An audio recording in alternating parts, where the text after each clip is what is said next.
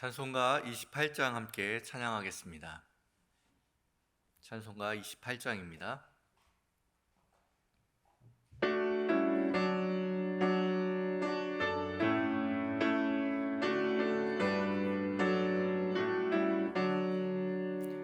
복의 근원 광림하사 찬송하게 하소서.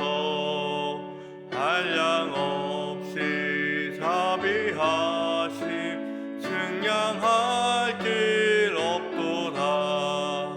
천사들의 찬송가를 내게 가르치소서.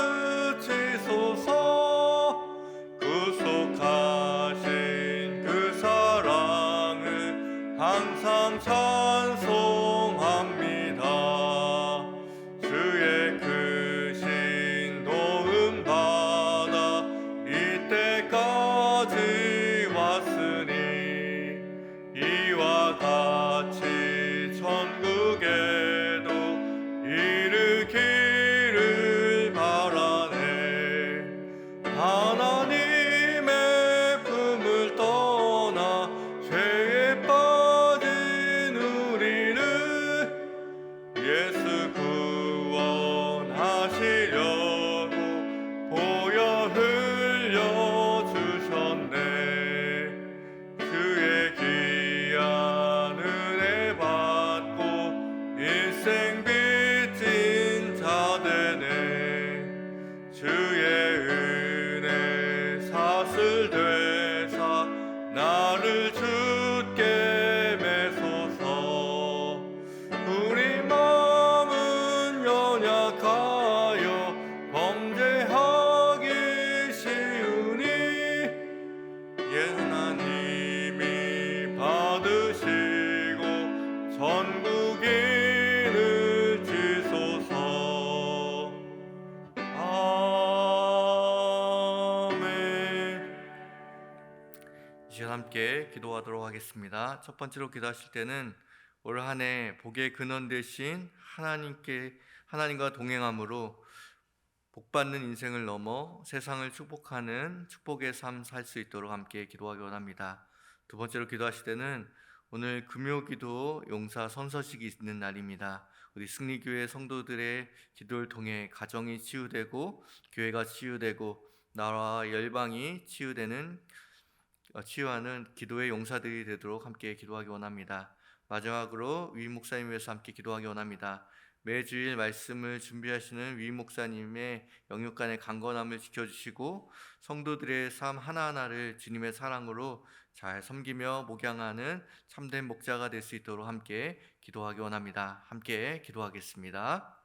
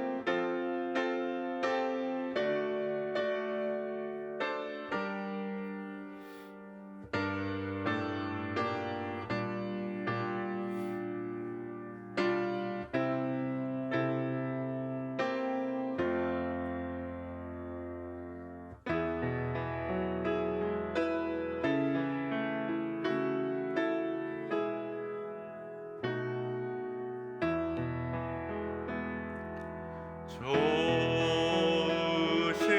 하나님, 좋으신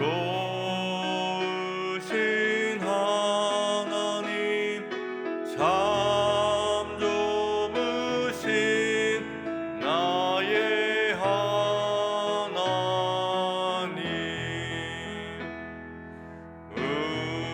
우리의 기도를 응답해 주시는 참 좋으신 나의 하나님.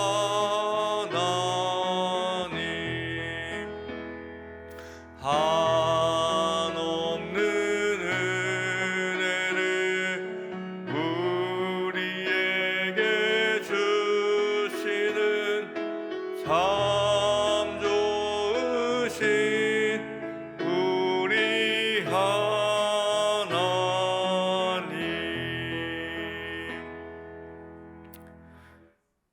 오늘 이 새벽에 주시는 하나님의 말씀은 골로새서 1장 24절부터 29절까지의 말씀입니다. 골로새서 1장 24절에서 29절까지의 말씀입니다. 하나님의 말씀을 교독하여 읽겠습니다. 제가 먼저 24절 말씀을 읽겠습니다. 나는 이제 너희를 위하여 받는 괴로움을 기뻐하고 그리스도의 남은 고난을 그의 몸된 교회를 위하여 내 육체에 채우노라.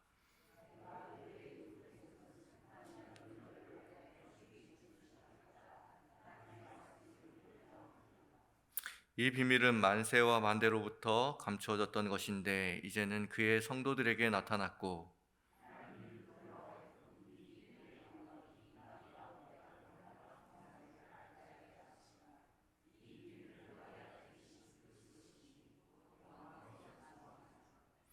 우리가 그를 전파하여 각 사람을 권하고 모든 지혜로 각 사람을 가르침은 각 사람을 그리스도 안에서 완전한 자로 세우려 함이니.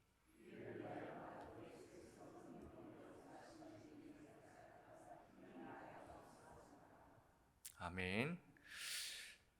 새로운 한 해가 되면 여지없이 사람들 입속에서 오르락내리락 하는 인사가 있습니다. 새해 복 많이 받으십시오라고 지난 한 주간 많이 이야기하고 듣고 있었을 것입니다. 우리뿐만 아니라 유대인들도 새해 인사를 하는데요. 이전에 한번 위 목사님께서 주일 설교 때에 한번 하신 적이 있으시죠. 샤나 토바라고 해서 새해 복을 빌어주며 유대인들도 새해가 되면 새해 인사를 합니다. 여기서 토바라는 단어는 행복을 뜻하는 단어, 토부라는 단어입니다. 성경 66권 중에 행복이라고 번역된 단어가 12번 성경 안에 나옵니다. 우리가 행복했으면 좋겠다, 행복했으면 좋겠다 라고 말하는 것에 비해서는 성경에서 행복이란 단어가 좀 많이 나오지 않는 것을 보고 당황해 하시는 분들도 계실 텐데요. 성경이 12번, 특별히 한글 성경은 12번 행복이라고 번역한 단어가 이 토부라는 단어입니다. 근데 이 행복이라는 단어가 어느 성경 책에 가장 많이 나오는지 아십니까? 여러 가지 책에서 나올 거라고 생각하실 텐데요. 고난을 주제로 한 욥기에서 5번씩이나 행복이라는 단어가 나옵니다. 행복과 그리고 고난은 좀 먼 단어인 것 같고 그리고 반대되는 단어인 것 같은데 역설적이게도 고난을 이야기하고 고난의 깊이와 고난의 신비를 이야기하고 있는 욥기에서 행복으로 번역되어 있는 이 토브라는 단어가 5번씩이나 나와 있다는 것을 보게 됩니다. 이 고난과 행복의 연계성은 여기서 끝나지 않고 고난을 떠올리며 우리가 늘 암송하는 유명한 시편 구절이 있죠. 시편 119편 71절 말씀입니다. 함께 읽어보겠습니다. 고난당한 것이 내게 유익이라 이로 말미암아 내가 주의 율례들을 배우게 되었나이다.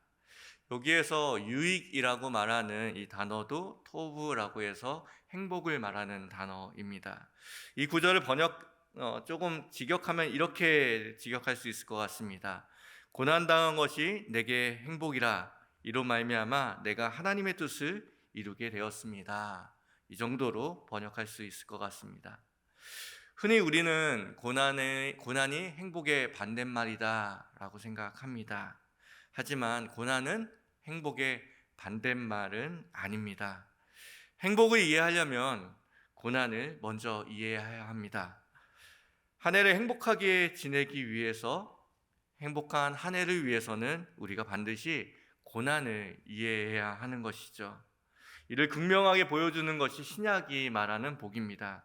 예수님이 말하는 복, 팔복을 보면 이 복처럼 여겨지지 않는, 오히려 우리 인생에 그것이 다가오면 제거해야 될 것처럼 보여지는 고난의 목록들이 쭉 열거되어 있습니다. 심령이 가난한 것, 그리고 애통하는 자, 그리고 쭉 나가다가 마지막 클라이막스인 마지막 팔복에서는 의를 위하여 박해받는 자, 곧 고난받는 자가 복되다라고 말씀하시는 것까지 보니 우리가 꼭 복과 그리고 고난이 반대말이 아니라는 것을 우리가 유의해서 생각해 봐야 할 것 같습니다. 목사님, 저는 세상 속에 수많은 나를 향하여 쏟아지는 수많은 고난의 그 빗줄기를 피하기 위해서 교회로 왔는데, 이 교회 안에서 또 하나님 믿으면 복을 받는 것이 아니라 고난을 받을 수도 있다라고 말하는 그 이야기를 들으면서 마음에 좀 어려워하시는 분들도 있을 것입니다. 예수 믿고 복 받고, 그리고 예수 믿고 응답 받고, 또한 예수 믿고 고침 받고, 그리고 예수 믿고 만사 형통하기를 위해서 우리는 교회로 나아옵니다. 저도 그런 기대와 그런 소망으로 성도들을 위해서 기도하고 또 목회를 해나가는 것 같습니다. 우리는 분명 교회의 처마 아래서는 고난의 빗줄기가 아닌 복과 응답과 고침과 행복을 경험하며 살아갑니다. 하지만 우리는 교회의 처마에만 머물 수 있는 사람이 아니죠. 교회의 뜻만 받고 가는 사람은 아닐 겁니다. 교회의 중심에 계신 예수님께로 한 걸음 한 걸음, 하루하루 한 주 한 주 더욱더 가까이 가는 것이 그리스도인의 꿈이자 소망이겠죠. 그런데 그렇게 가까이 가다 보면 처마 밑에서 느껴졌던, 고난을 피하면서 느껴졌던 행복과 고침과 응답, 그런 것이 우리에게 다가오는 것이 아니라, 이거 고생스러운데 왜 이렇게 내 삶에 고난이 찾아오지? 왜 이렇게 불편한 거지? 라는 생각을 할 때가 꽤나 있습니다. 복의 메시지를 듣고 교회로 나온 성도들이 고난을 맞이하면 매우 당황스러워할 수밖에 없는 것이죠.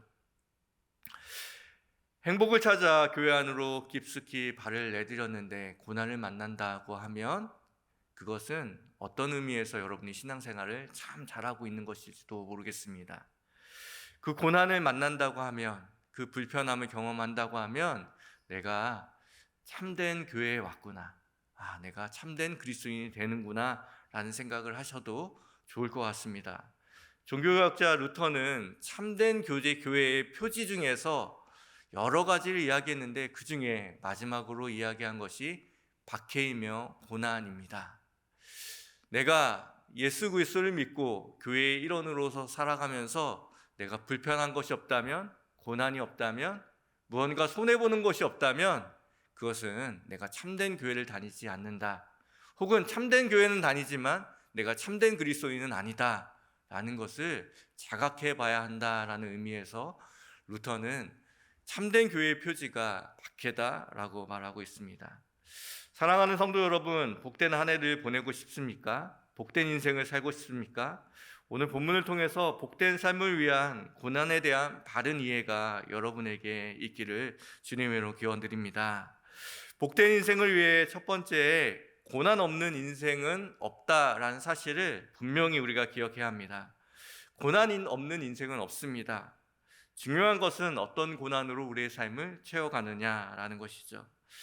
여러 가정을 방문하여 신방하다 보면 교회에서 좀 멀찍이 떨어져 봤을 때는 저분은 자녀들도 잘 되고 가정도 넉넉하고 그리고 부부관계도 화목해 보이고 그리고 또한 가정 모두가 교회를 다니는 걸 보면서 참 행복해 보인다라는 생각을 하는 가정들이 있습니다.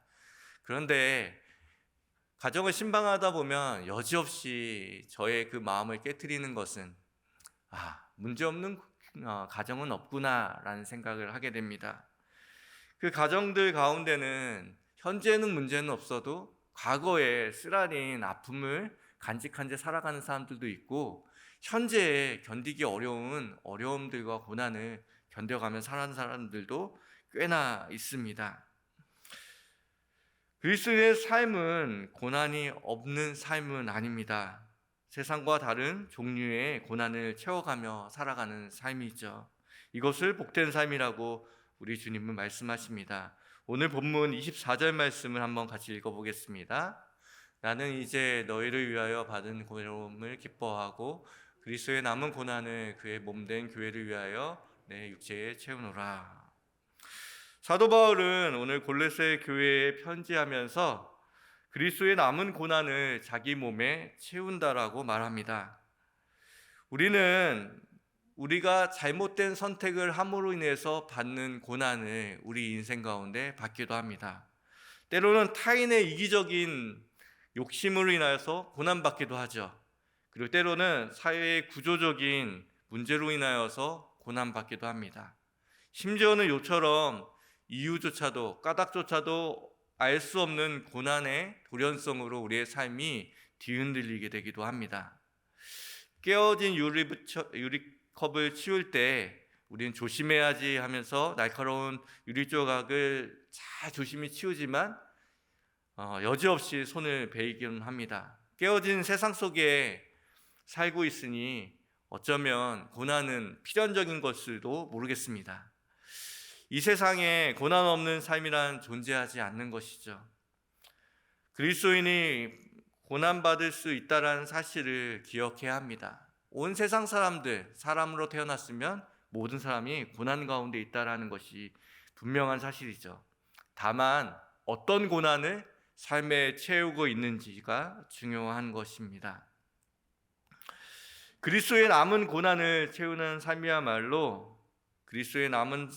고난을 채우는 삶이야말로 우리에게 행복한 삶을, 복된 삶을 보장해주는 유일한 근거가 됩니다. 여기에서 그리스도의 남은 고난이라는 것이 무엇일까요? 예수 그리스도께서는 고난받으심으로 우리의 유일한 중보자가 되어주셔서 우리를 구원하셨습니다. 그리고 바울은 그 고난을 매우 유심히 쳐다보고 있었던 사람 중에 한 명이죠. 그 고난 가운데 남은 고난이 있다는 것을 알게 되었습니다. 예수 그리스도를 머리로 한 교회가 교회됨을 이루어나가며 하나님의 나라가 이 땅 가운데 오기까지 수고롭게 하는 모든 일들을 그리스도의 남은 고난이라고 표현하고 있는 것이죠. 깨어진 세상에 어떤 종류든 우리의 삶의 빈 구석으로 고난은 여지없이 채워들어져 갑니다. 그런데 우리의 삶이 그리스도의 남은 고난으로 빽빽하게 채워져 있다면 다른 고난이 들어올 틈이 없다라는 것이죠. 고난의 종류가 다른 사람들이 겪는 고난과 비슷해 보일 수도 있습니다. 때로는 병이 올 수 있고, 때로는 아플 수도 있고, 때로는 사업이 어려워질 수 있고, 자녀의 문제로 너무나도 힘들 수도 있습니다. 하지만 우리가 예수 그리스도 안에서 그 고난을 받아들이고 그 고난 가운데서 예수 그리스도의 삶을 닮아가려고 하는 그 몸부림이 있다면 그 고난은 예수님 안에서 있는 그 남은 고난이 되어진다는 것이죠. 여러분의 삶은 어떤 고난으로 가득 채워져 있습니까? 여러분이 지은 죄 때문에 고난받고 있습니까? 주변 사람들의 욕심 때문에 고난받고 있습니까? 때로는 사회적인 구조적인 어려움 때문에 고난받고 있습니까? 그 고난이 여러분을 채우시지 않길 소망합니다. 주님께서는 그리스도의 그 남은 고난, 하나님의 교회를 세워가기 위해서, 내가 온전한 그리스도인으로 살아가기 위해서 몸부림치며 겪게 되는 그 고난을 통하여서 우리의 삶이 가득 채워질 때 그 모든 세상에 쓸모없어 보이는 그 고난이 우리의 삶을 채우지 못한다라고 말씀하고 있는 것이죠. 젊어서 고생은 사서도 한다는 말이 있죠. 그리스도인들은 복음을 위한 고난은 사서 해야 합니다. 바울은 자신이 자식과 같이 여겼던 디모데에게 이렇게 말합니다. 디모데후서 1장 8절 말씀 함께 읽겠습니다.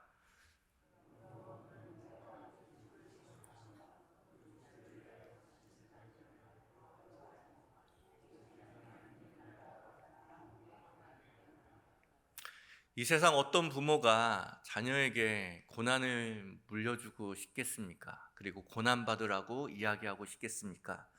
바울에게는 자신의 목숨과도 바꿀 수 없는 영적으로 낳은 디모데라는 아들이 있었습니다. 그 디모데에게 이렇게 말하는 것이죠. 그 디모데의 삶을 바라보며 그 디모데의 삶이 바르고 행복하길 원하면서 이렇게 말합니다. 복음을 위하여 함께 고난을 받으라 라고 이야기하는 것이죠. 사랑하는 아들에게 편지를 보내면서 고난을 받으라 라고 말하고 싶은 사람이 어디 있겠습니까? 여기에 신앙의 신비와 신앙의 비밀이 있는 것입니다.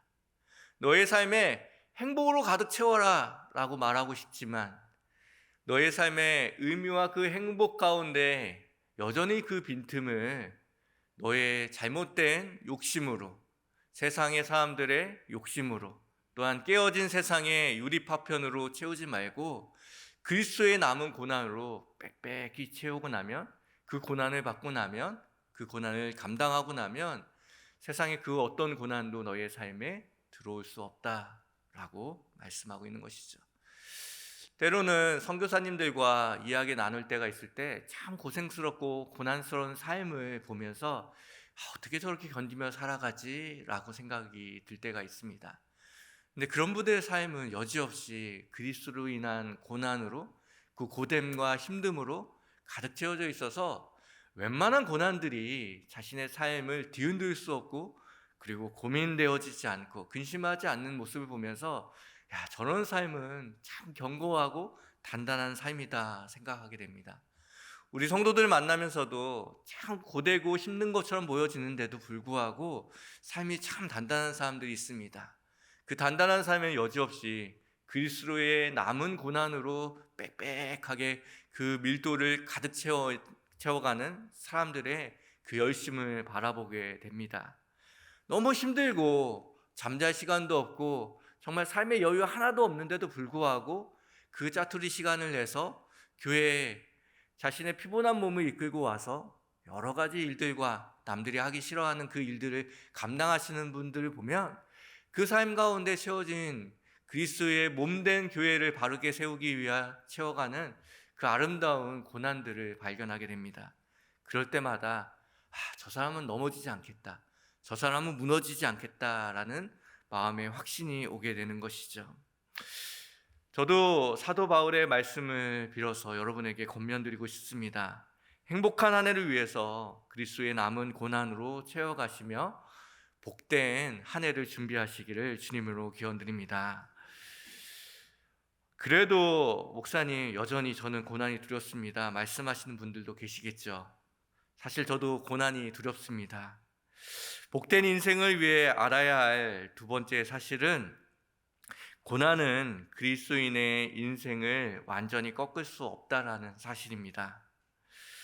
바울은 고난으로 가득 찬 인생을 살았습니다. 우리 인생도 고난이라는 힘에 접히고 또 접히고 꺾일 때가 있습니다. 고린도후서 4장 8절과 9절 말씀 읽겠습니다. 우리가 사방으로 우겨쌈을 당하여도 쌓이지 아니하며 답답한 일을 당하여도 낙심하지 아니하며 박해를 받아도 버림받지 아니하며 거꾸로짐 당하여도 망하지 아니하고. 여러분 그거 아십니까? 세상에 그 어떤 힘든 사람도 얇고 얇은 A4 용지라고 하죠. 인쇄 용지를 7번 이상 접을 수 없다는 것. 목사님 그런 얘기 하지 마세요. 7번이 아니라 10번도 접을 수 있어요 라고 생각하시는 분들 계실 텐데요. 한번 집에 가서 A4 용지를 가지고 한번 7번 접어가지고 오시는 분이 있으면 제가 아웃백에 식사 한번 대접하겠습니다. 불가능하다고 합니다. 되게 쉬워 보이죠. 얇디 얇은 그 종이 7번 접는 게 뭐가 힘든가 라고 생각하는데요. 그것을 접을 수 없는 것처럼 연약해 보이고 되게 아주 얇아 보이는 우리 인생도 7번 접힐 수 없다라는 것입니다. 고난에 꿈이 접히고 또다시 다가오는 고난에 직장을 잃어버리고 또다시 다가오는 고난에 건강이 접혀버리고 또다시 다가오는 고난에 소중한 건강마저 그리고 또한 소중한 사람마저 접혀버리고 그렇게 접히는 그 고난 가운데서도 우리는 7번 완전히 접힐 수 없다라는 것을 주님은 말씀하십니다. 모두가 고난 가운데서 내 삶이 무너지는 거 아니야? 망하는 거 아니야? 완전히 접혀지는 거 아니야? 라고 생각할 때에 우리 인생이 완전히 접힐 수 없는 이유에 대해서 고린도후서 4장 이어지는 4장 10절 말씀에 이렇게 말씀하십니다. 4장 10절 말씀 함께 읽겠습니다. 우리가 항상 예수의 죽음을 몸에 짊어짐은 예수의 생명이 또한 우리의 몸에 나타나게 하려 함이라. 예수 그리스도의 죽음을 우리의 몸에 짊어졌기 때문에 그분의 남은 고난이 우리의 삶을 감싸고 있기 때문에 우리의 삶은 더 이상 접힐 수 없고 망할 수 없다라는 것을 말씀하고 있는 것이죠. 고난으로 사방이 우겨싸움에 당하여도 쌓이지 아니하고 인생이 풀리지 않는 문제 때문에 답답하여도 우리의 마음이 낙심하지 않는 것, 박해를 받아도 버림받지 않고 인생이 거꾸로뜨림 당하여도 망하지 않는 이유는 우리 안에 예수 그리스도의 그 남은 고난이 빽빽히 채워져 있기 때문이다 라고 말씀하고 있습니다. 복된 삶이란 이런 삶이 아닐까요? 모두가 필연적으로 그 고난을 피할 수 없다면 우리의 삶을 그리스도의 남은 고난으로 빽빽히 채움으로 그 어떤 고난도 우리의 삶을 무너뜨릴 수 없고 우리를 낙심시킬 수 없게끔 만드는 것이 복된 삶이고 이 행복한 한 해, 복받는 한 해가 아닐까요? 말씀을 마무리하겠습니다. 고난은 언제나 신비다라는 말을 마음속에 되새기게 됩니다. 성경은 그리스도께서 우리가 경험할 수 없는 수많은 고난을 받으셨다라고 말씀하십니다. 그분은 육신으로 오셔서 이 땅 가운데 수많은 고난과 질고를 우리 대신 접히고 또 접히고 또 접히고 접히셨다라고 말씀하십니다. 고난에 접히고 구겨지고 찢겨지셨습니다. 이것을 이사야서 53장 4절에서 5절에서 말씀을 이렇게 말씀하고 있습니다. 한번 같이 읽겠습니다. 그는 실로 우리의 질고를 지고 우리의 슬픔을 당하였거늘 우리는 생각하기를 그는 징벌을 받아 하나님께 맞으며 고난을 당한다 하였노라. 그가 찔림은 우리의 허물 때문이요 그가 상함은 우리의 죄악 때문이라. 그가 징계를 받음으로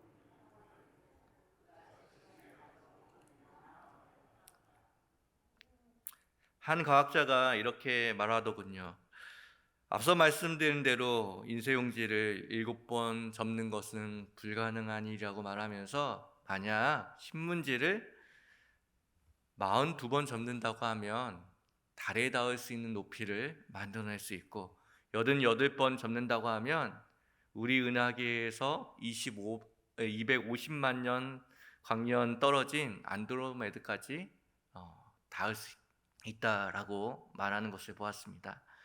그분의 수많은 고난으로 인하여서 하나님께 닿을 수 없었던 우리가 주님께 닿아졌다라는 것을 기억하게 하는 것이죠. 인간이 겪을 수 있는 수많은 고난들을 홀로 짊어짐으로 인하여서 우리와 하나님 사이의 그 먼 그 간극을 메우시고 이루어주셨다라는 것을 말씀하고 있습니다.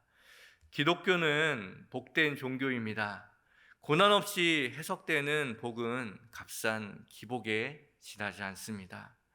기독교는 빌 기자를 쓰는 기복의 종교가 아니라 닿을 지자를 쓰는 지복의 종교라고 말할 수 있는 것 같습니다. 바울의 말처럼 그리스도의 남은 고난을 채워가는 삶을 우리는 초대받았습니다. 우리의 삶은 최고의 행복, 최고의 복이신 하나님을 바라보고 하나님께 닿아가는 그 복이 우리 한 해의 복된 인생의 목표이겠죠. 우리 승리교회 성도들이 이 고난과 복의 그 관계와 그 고난과 행복을 이해하기 위해서 그 고난을 이해함으로 기복의 삶이 아닌 하나님이 우리에게 주시는 최고의 복인 지복의 삶을 살아가는 복된 성도들, 복된 한 해가 될 수 있도록 기도하도록 하겠습니다. 함께 기도하겠습니다. 하나님 아버지, 오늘도 우리를 복된 삶으로 초대하시기 위해 우리의 삶을 그리스도의 남은 고난으로 채워갈 수 있도록 인도하심에 감사드립니다. 주님, 복된 삶을 바라는 것도 지혜이지만 그리스도의 남은 고난으로 우리의 삶에 있는 수많은 날카로운 그 고난들을 하나님 채울 수 없게 만드는 것들이 더욱더 큰 지혜임을 또 한번 깨닫습니다. 우리는 오늘도 무엇을 채우기 위해서 세상을 방황하며 열심히 살아가는지 모르겠습니다. 우리가 그리스도의 몸된 교회를 세우며 그리스도의 장성한 분량으로 살아가기 위해 우리의 삶을 그리스도의 남은 고난으로 단단히 밀도 있게 또 세워가는 우리의 삶이 될 수 있도록 인도하여 주시옵소서. 지금은 우리 구주 예수 그리스도의 은혜와 하나님의 놀라우신 사랑과 성령님의 교통하심이 오늘도 그리스도의 남은 고난을 채워감으로 든든히 세워가는 우리 승리교회와 우리 승리교회 교인들의 삶 가운데 지금으로부터 영원까지 함께 하시기를 간절히 축원하옵나이다. 들은 말씀을 기억하며 기도하기 원합니다. 우리 모두가 그리스도의 남은 고난을 우리의 삶에 채우며 더욱 깊고 충만한 복의 삶을 누리며 살아가는 성도들 될 수 있도록 함께 기도하기 원합니다. 더불어 오늘 가지고 오신 개인의 기도 제목을 놓고 함께 기도하겠습니다.